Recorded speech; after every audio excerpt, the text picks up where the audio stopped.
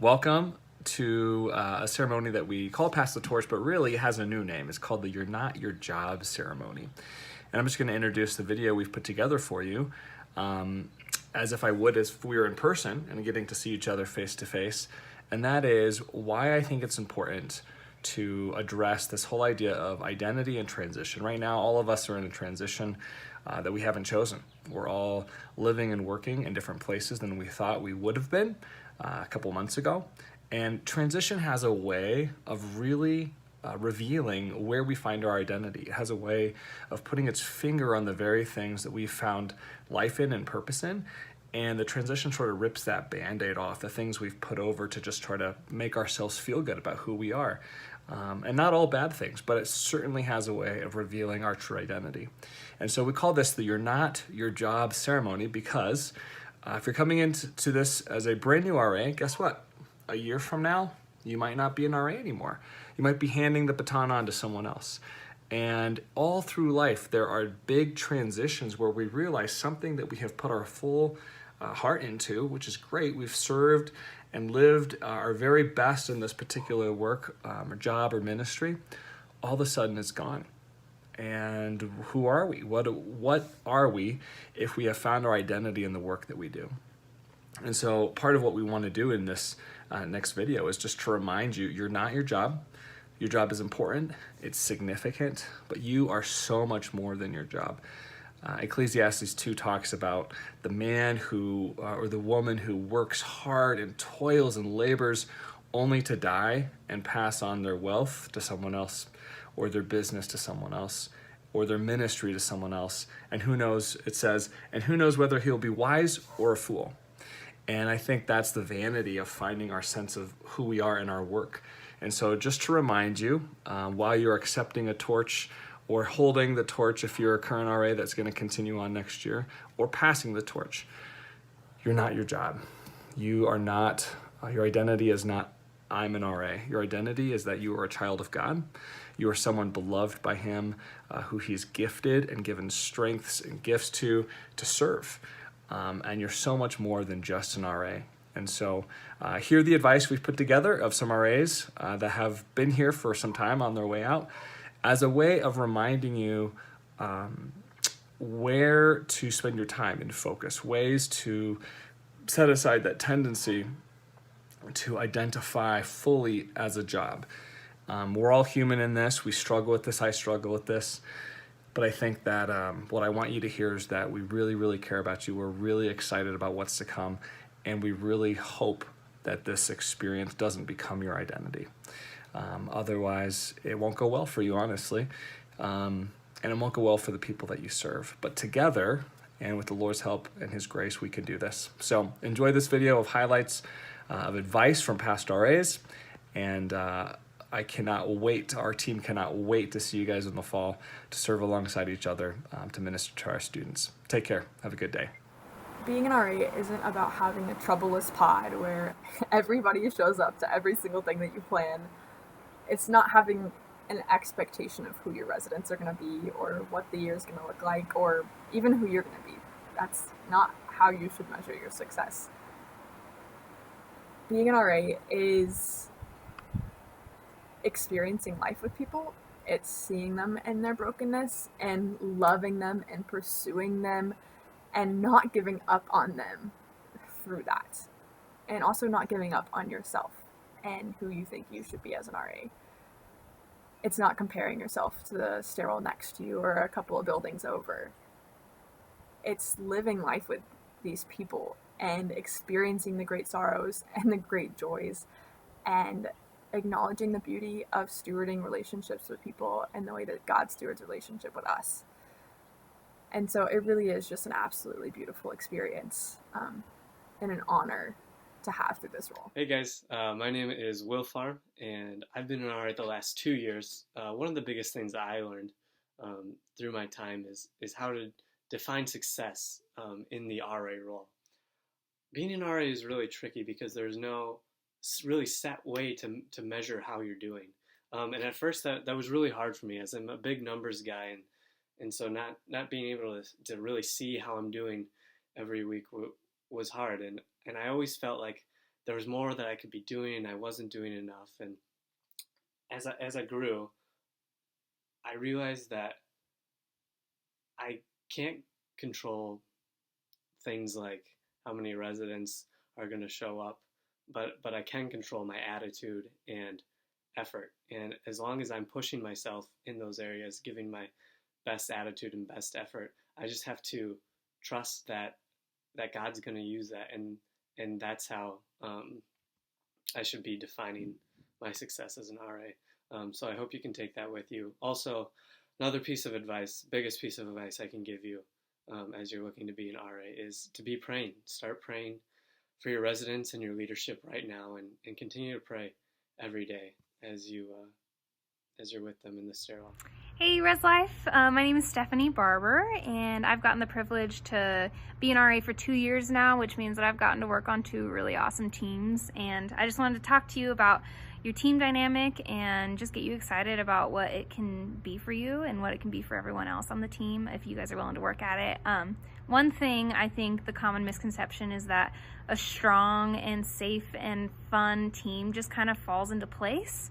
The reality is that it really takes a lot of intentionality and work in just making sure you're showing up and being present, not just physically, but emotionally and spiritually, and that you are working hard to make sure that all your teammates have a place at the table.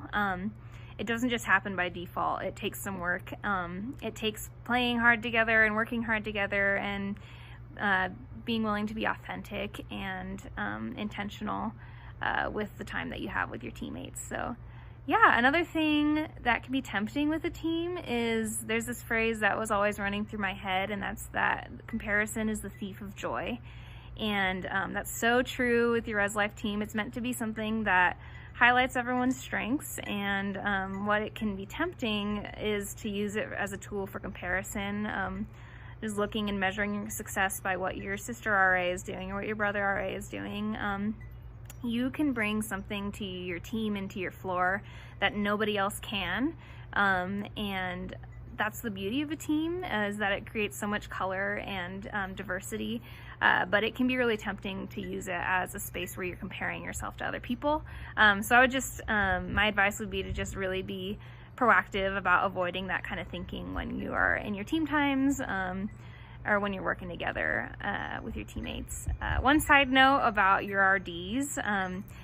I had awesome RDs. Shout out to Jake and Callie. I just don't know what I would have done without them. They're just a wealth of knowledge and experience and perspective.